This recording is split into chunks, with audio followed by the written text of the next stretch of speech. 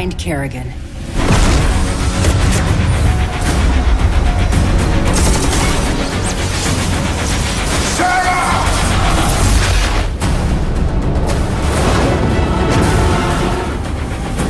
So Heart of the Swarm actually started in concept many years ago. So at this point we're about 50% of the way through if I were to estimate.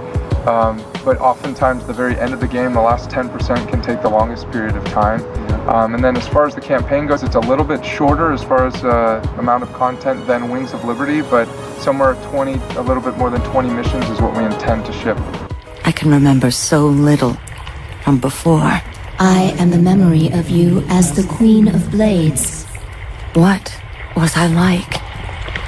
I remember doing terrible things. I remember blood and darkness. You were mighty. You made us strong and smart. And we knew we would survive forever under you. And now? Now Zagara opposes you because she believes herself stronger. If she is, we will serve her when you are dead. I'll kill all of you before I let that happen. So the main concept for Heart of the Swarm is this is the Kerrigan story. And Kerrigan is coming back. As you all know, Kerrigan looks a little different right now from what you've seen in maybe some of the shots. But basically this is her story, and we want to focus on the events that led her to where she's at now. New unit-wise, we have a lot of new units in-game where, take your basic unit like the Zergling, you can customize your Zergling into something called a Raptor, which gives him the ability to jump and leap on his enemies. We have you make a Swarmling, and a Swarmling gives you 3 Zerglings instead of 2. 3. And so that's just the basic kind of example of what we're doing with some of the units. You can be sure that we're going to be doing that philosophy with some of your other units, like the Baneling, the Rogue, and a bunch of other Zerg units. And basically the philosophy for Heart of the Swarm is she's sort of the fallen Queen of Blades now. Will she get her powers back? Who knows? You'll have to follow the story and find out.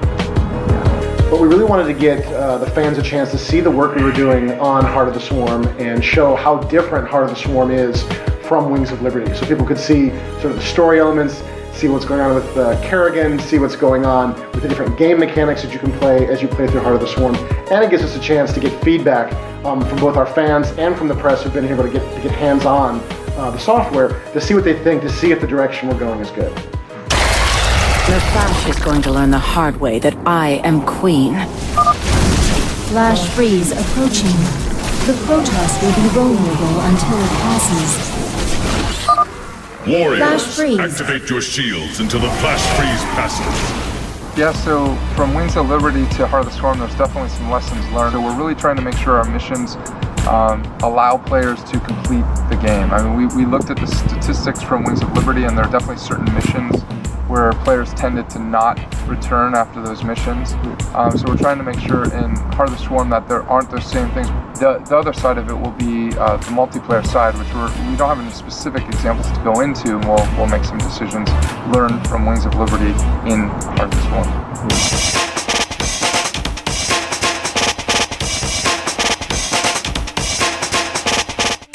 So we all really love watching esports here at Blizzard, and we certainly all love watching the GSL. And we've actually had to tell people on the team, stop watching GSL, go back to work. We've got to finish Heart of the Swarm. Definitely a big Nesty fan now after watching him build spine crawlers in front of a Protoss player's base and wipe out his forces. I know we were also really surprised.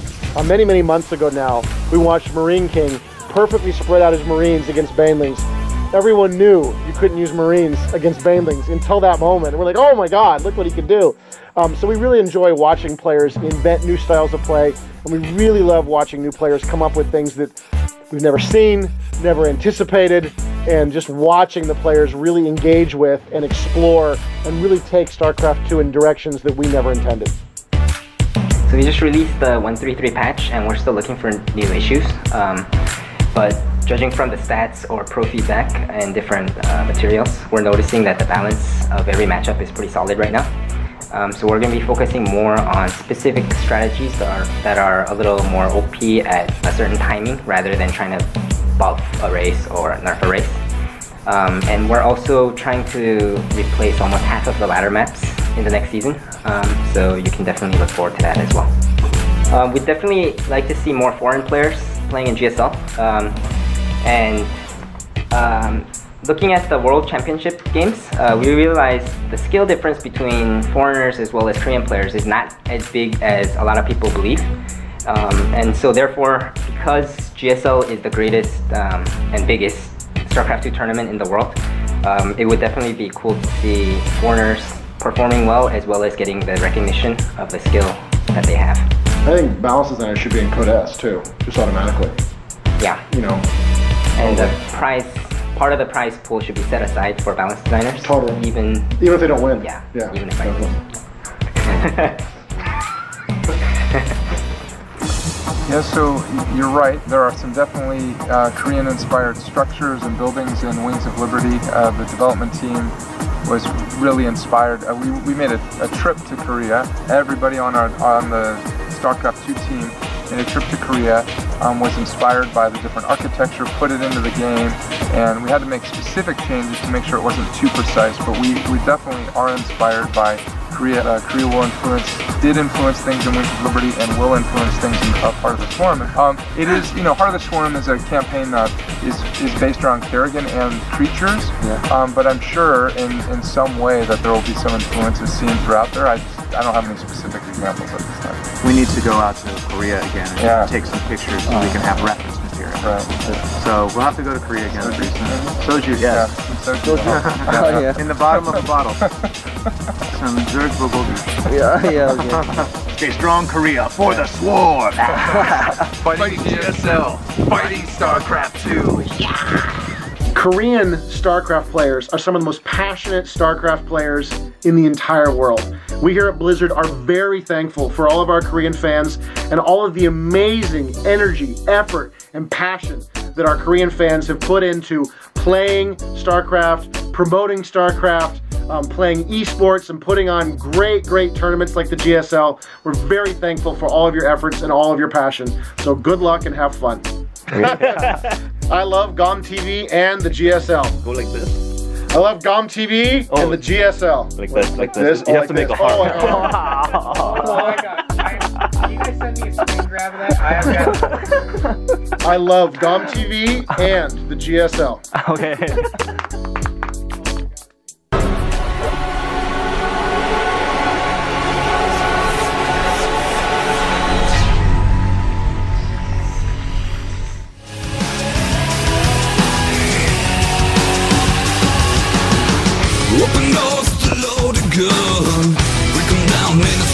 All right. Go ahead. Welcome back to the GSL. I am Wolf, and with me is Moletrap. Trying to finish a snack before. You said you were getting a snack. It's no secret. Told everybody. It's true. Finished it. I wasn't so lucky. Wasn't able to get a snack. Sorry. You want some of mine? No. We're on screen now. We're casting. I don't eat on camera. That's rude. I'll give it to you when we're not on camera anymore. Anyway. Like that's going to happen. Okay. You're right. We're going to be on camera for the rest of the evening. Actually, we're going to cast like this while the game's on. He goes, but I can't see that. We're going to give you play-by-play. See that screen over there? Yeah, we're just going to put the game there and you can look over our shoulders at it. Not the case, actually. By the way, for those of you just joining us, Tastosis was scheduled to cast today, but again, there was a bit of a scheduling error, and they are actually on a flight right now. They may have landed at this point. I'm not sure when they left, but they were flying to Columbus today to cast MLG. So, of course, tomorrow there's going to be one more day of the round of 32, and then the whole weekend there will not be GSL because the MLG tournament will be going on, and some of the competitors from GSL will be there. Yeah, exactly. That's exactly what I was going to say. Bomber is playing today because he's got MLG to go to. So today's not a scheduled day, but he will be playing against an ST. And the fourth match, but the third match, the match we have coming up is Slayer's Ryung versus MVP viOlet. It's going to be pretty cool, actually. I'm really looking forward to that. viOlet is a player who's really shown himself. Like, he just kind of appeared suddenly, and he hasn't done badly yet. You know, he's done really well in most of his games. So he has a lot of potential. A lot of people are looking at him going, this guy's pretty scary. He's pretty good. Now, here's the thing, though, is viOlet, he's done very well against other Zergs. He beat another Zerg to get here. He's still undefeated versus Zerg. He's done well against Protoss. hasn't beaten a Terran yet.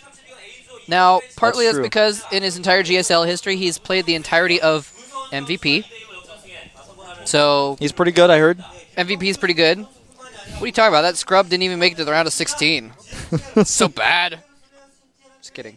Anyway, so point being, we don't really know what viOlet is capable of versus Terran players. Yeah. And sometimes you have a player that's like really, really good, but they just don't understand a matchup.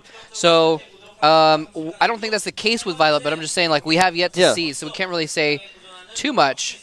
Yeah, and even if he didn't understand it before, he may have figured it out since then. So I'm really excited to see his potential here in this matchup now today, because his ZVZ has been awesome. And his ZVT, we haven't really seen a whole lot yet. So let's take a look at our players.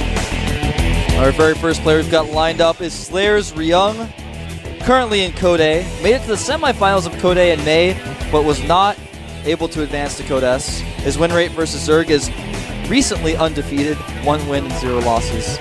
And to get here, he took out Inca 2-0. Yeah, he had to face down some really difficult Protoss players, Hongan and MC, in his up and down matches, so he didn't get into Code S, but he did beat Revival, a pretty interesting Zerg, in Code A last season. Yeah, Revival was able to take out Ensnare just recently.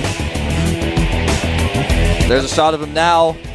Good, funny face, looks really focused. Yeah, you know, it's funny. I asked Ryung kind of how he was feeling today. I was doing. He's never like super confident. He's always like, yeah, I might win. He's kind of the same today. I remember I asked him before facing Inca, I'm like, man, you have to play fake. You have to face Inca. Like, how do you feel about that? He's like, oh. He just kind of like non-committal about it. He didn't seem that happy. And then he destroyed Inca hardcore. Yeah. So today I asked him the same thing. He's like, I don't know. I'm like, how's your TVZ? He's like, I don't know. We'll find out. I'm like, all right. But when he gets in the game, he's super focused. So we're gonna find out here pretty soon. There's our Zerg player. So MVP viOlet, former Warcraft 3 player, if I'm correct. And last time I said that, you were like, I think you're wrong. I was like, I don't know. He actually defeated OGS The Wind 2-0. And obviously has a 100% win rate versus Zerg. His recent Terrans, or actually all the Terrans I think he's ever been on televised. Yeah. It's a 0 win and 1 loss. Of course, it was against MVP. He's currently a Code S player, though. Yep, that's the thing. He did make it into Code S, whereas Ryung did not. viOlet taken out, I believe. I don't know who took out the up-and-down matches. I'll find that out. But definitely made it into Code S on his first try. And so definitely a strong player. We're going to find out here pretty soon. The first map is going to be a very large map, Terminus RE. R-E. Yeah, it's the revised edition. I was just going to say, I already forgot what RE stood for. LE is Ladder Edition, Revised Edition, and then there's Standards Edition. I think those are all the ones. Let's see. Moltrap looking up the stats. I'm confused. He's confused. It's telling me that, oh, never mind, I'm looking at Ryung stats, that's why I'm like confused. I'm like, oh. Stats. Anyway, so yeah, it's going to be Terminus. Some version of Terminus.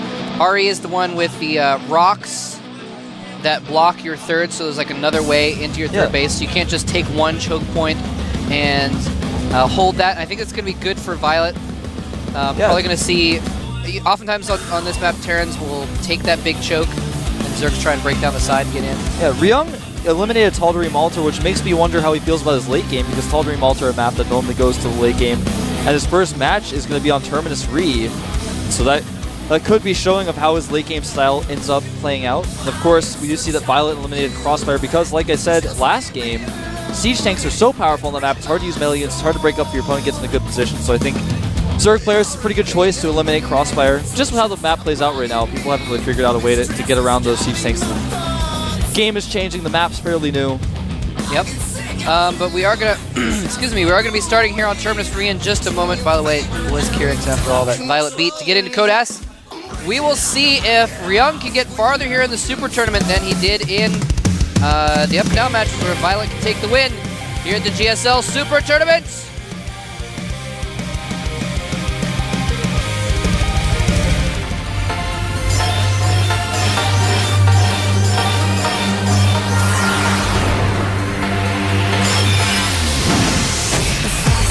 Slayers Ryung versus MVP viOlet. All right, here at the left side of Terminus Re is our Terran player.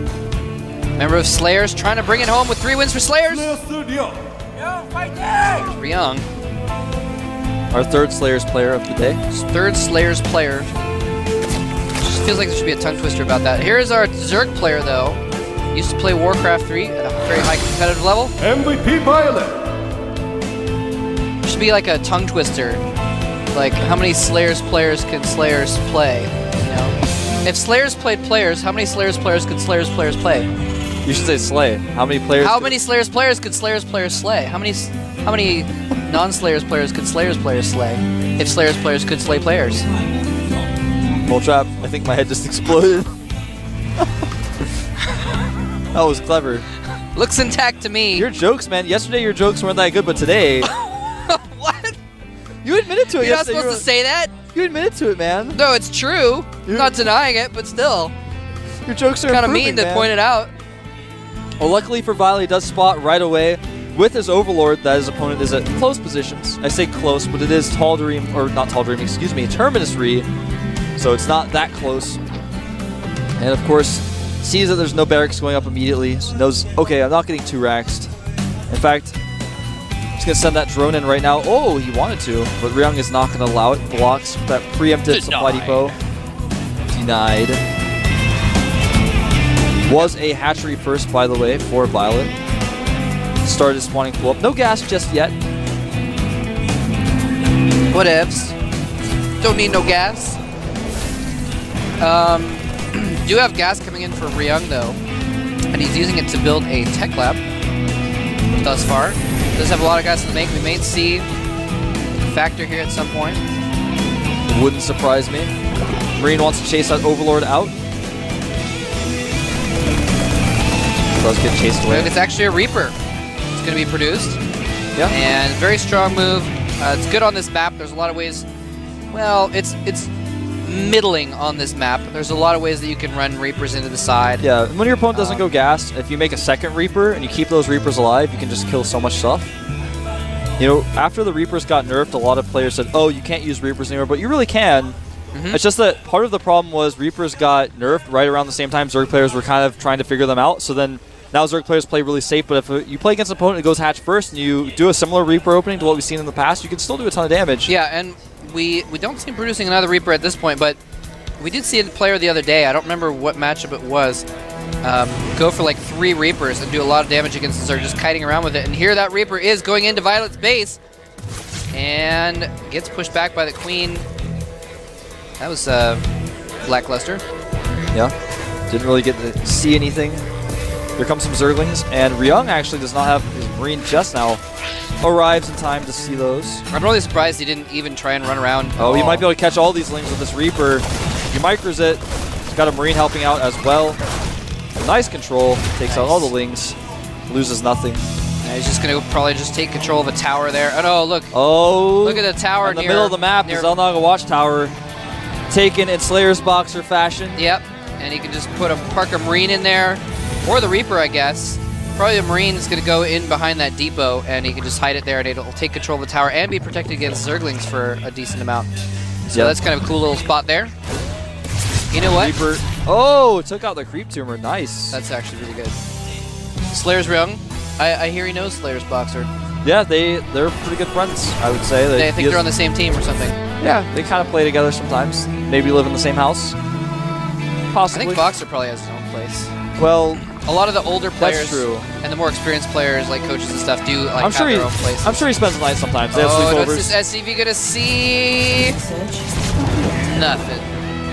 Did not see the second gas, which is pretty huge. That's pretty much all there was to see. Yeah. And a Baneling nest going down for viOlet. Pretty quick. I like that. It's a very smart thing to do when you don't know what the Terran player is doing. Yeah, exactly. And he does not, because they could just come up with a bunch of Marines. And if you don't have a few Banelings mixed in there, you're going to be pretty bad off. Now remember that Reaper did take out the Creep Tumor, that first Creep Tumor. Has he made another? Yes, he has invested in another one. But the Creep's not going to go very far out from his base, so if Marines do come in there, Banelings that are slow, are not going to be too effective until he gets right in next to his base. Just something to think about when he is pushing in there. But he's just taking a third. viOlet's taking a third right now. Yeah, making a ton of Zerglings as well. 18 Zerglings in production now. Speed is not quite done, but it's almost done. The Baneling Nest is done. Reaper, nice, takes out another Creep Tumor. Reapers with their D8 charges, man. One charge, throw it at that Creep Tumor, it's done. Goodbye, Creep Tumor. Pretty quick reactor there for Ryung's going to start medevac production. Yeah, Reapers well, no engagement there in the middle. I was just going to say, Reapers do a ton of damage to buildings and other building-like structures. Yep. Ryung pretty far ahead in tech, I would say. Lair just now starting for viOlet, whereas Reactor Starport's already up and running.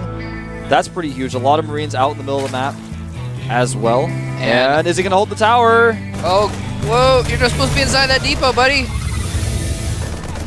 That Marine's my buddy. Zerglings are going to run around the side, though.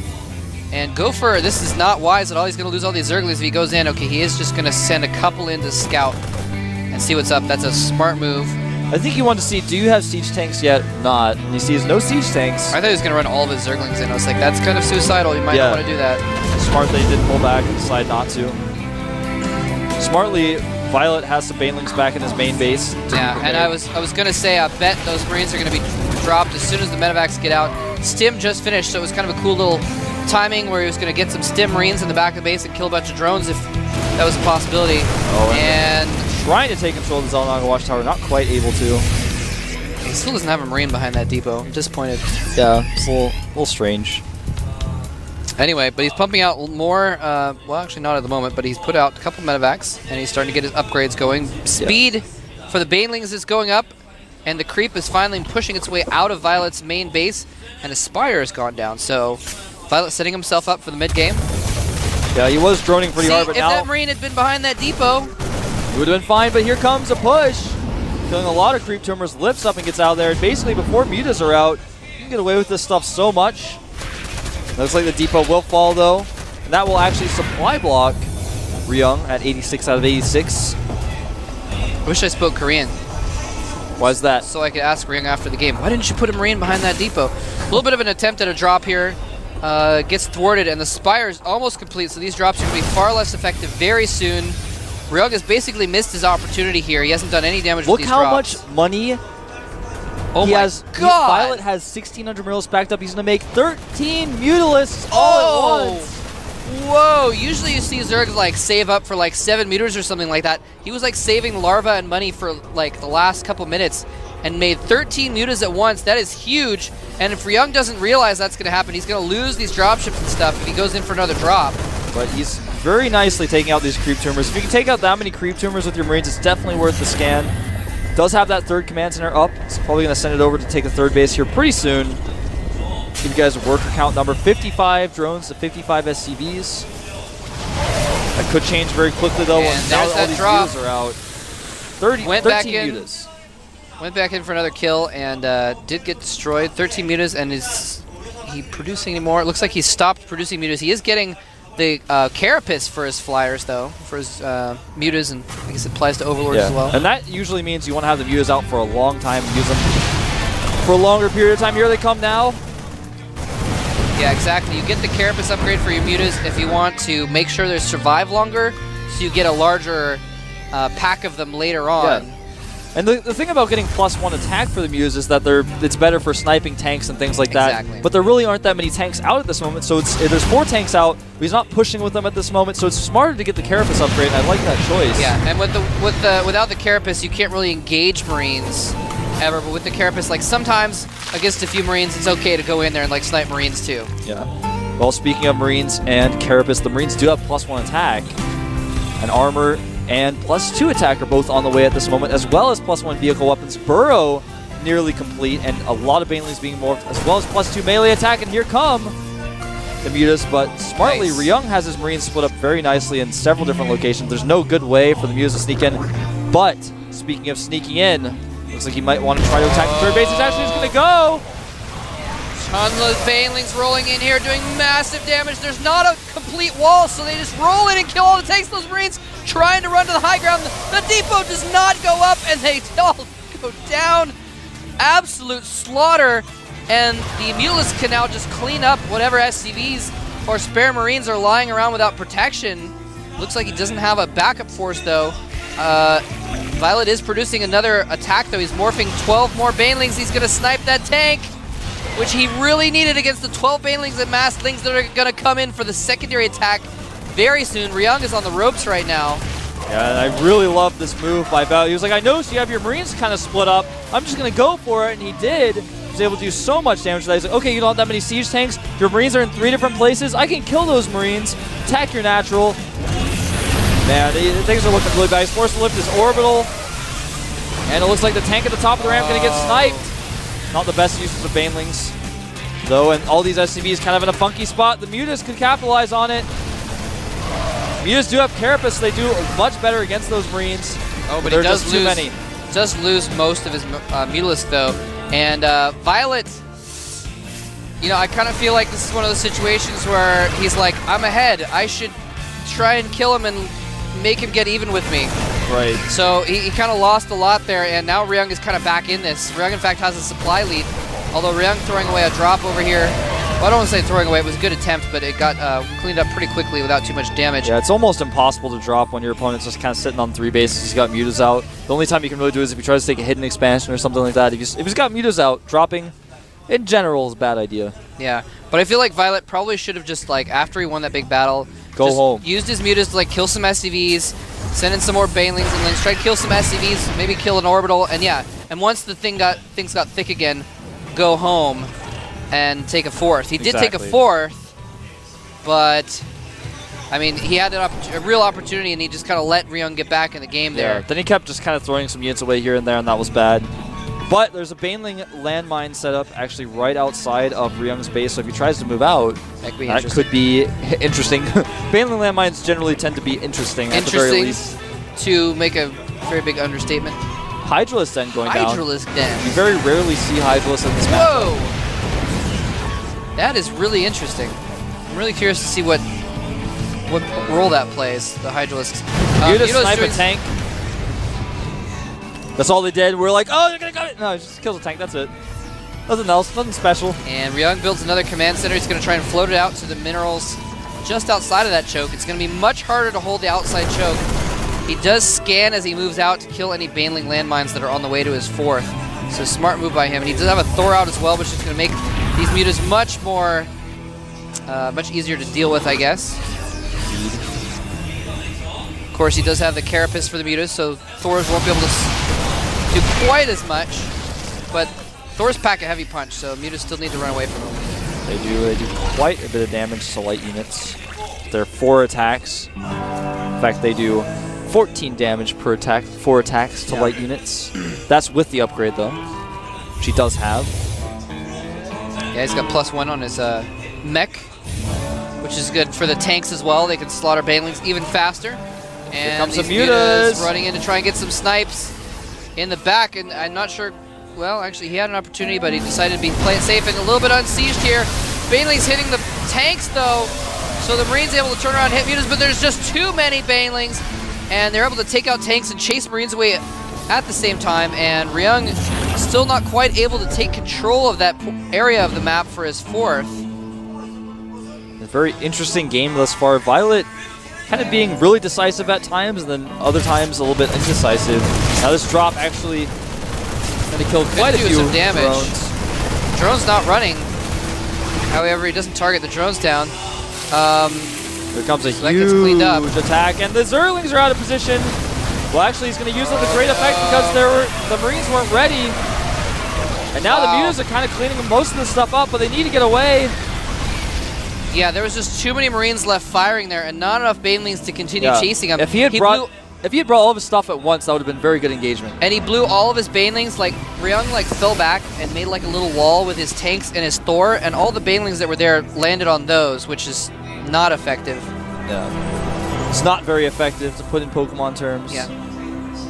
You especially don't want a Baneling force. You're the one who said earlier that you didn't really play Pokemon. You didn't know about that. No, and someone like yelled at me for using the wrong terminology. Got to get you hooked up on that, man. Get it up on the emulator on your PC at home. Dig out your Game Boy Color. Uh-oh, these Mutas are going to fly right into Marines! I'm so elderly that I had an original Game Boy without color. I had a Game Boy Pocket. I didn't have the original one. I had the one that you could change the contrast. It was really small. So there's a planetary up now at the 4th base of Ryung, by the way. So that's pretty safe. That's going to be hard for viOlet until he gets some kind of critical mass to really take that on. He's not doing roaches. Roaches are kind of what you need against planetaries if you're not just going to, you know, right-click 23 banelings. That's true. Siege tanks do hit that hatchery. Does have a lot of infestors out.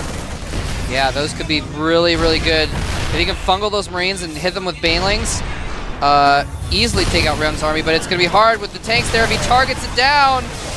Fungal on the front Marines and fungal on the tanks.